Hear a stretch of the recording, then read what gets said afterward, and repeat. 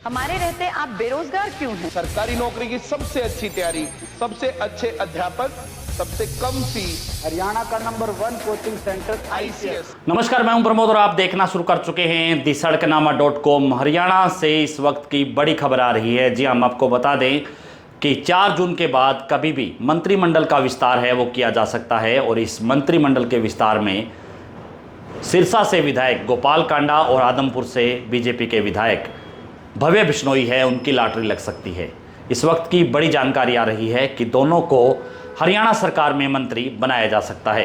हालांकि इस पूरे मामले को लेकर के गोपाल कांडा ने कहा है कि उन्हें इस बात की कोई जानकारी नहीं है, लेकिन सूत्रों के हवाले से ये जानकारी आ रही है क्योंकि हाल ही में लोकसभा के चुनाव संपन्न हुए हैं और भारतीय जनता पार्टी लगातार इस चुनाव को लेकर के फीडबैक है वो ले रही है। सिरसा से जो फीडबैक गया है उसमें ये बताया जा रहा है कि हलोपा सुप्रीमो गोपाल कांडा और उनके भाई गोविंद कांडा ने डॉक्टर अशोक तंवर की खुले दिल से मदद की है।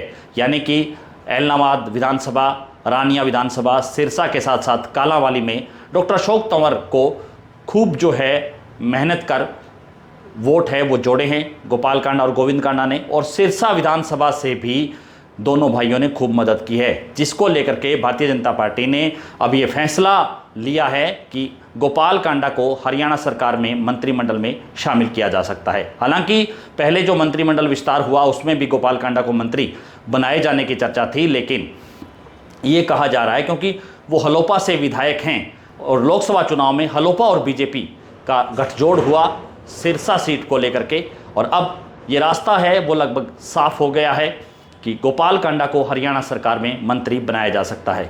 दूसरा नाम है वो भव्य बिश्नोई का है, क्योंकि भव्य बिश्नोई को मंत्री बनाए जाने की चर्चा भी लंबे समय से चल रही थी, क्योंकि पहले कुलदीप बिश्नोई ने कांग्रेस से बीजेपी में कुलदीप बिश्नोई शामिल हुए, उन्होंने इस्तीफा दिया और आदमपुर में उपचुनाव हुआ और वो चुनाव है वो भव्य बिश्नोई ने लड़ा। बीजेपी की टिकट पर भव्य बिश्नोई पहली बार विधायक बने और उनको मंत्रिमंडल में शामिल करने की चर्चाएं हैं वो चल रही थी। हालांकि हिसार से जो फीडबैक गया है उसमें भी कुलदीप बिश्नोई और भव्य बिश्नोई ने जो पहले जब चुनाव शुरू हुआ तो ये चर्चाएं थी कि बिश्नोई वोटर है वो बीजेपी से खासे नाराज है, लेकिन कुलदीप बिश्नोई और भव्य बिश्नोई ने खूब मदद की है चौधरी रणजीत सिंह चौटाला की, जिसको लेकर के अब भारतीय जनता पार्टी है उन्होंने ये मन बनाया है कि भव्य बिश्नोई को मंत्रिमंडल में शामिल किया जा सकता है। इस वक्त की ये बड़ी जानकारी है कि हरियाणा मंत्रिमंडल में 2 नए चेहरे हैं वो शामिल किए जा सकते हैं और ये होगा 4 जून के बाद।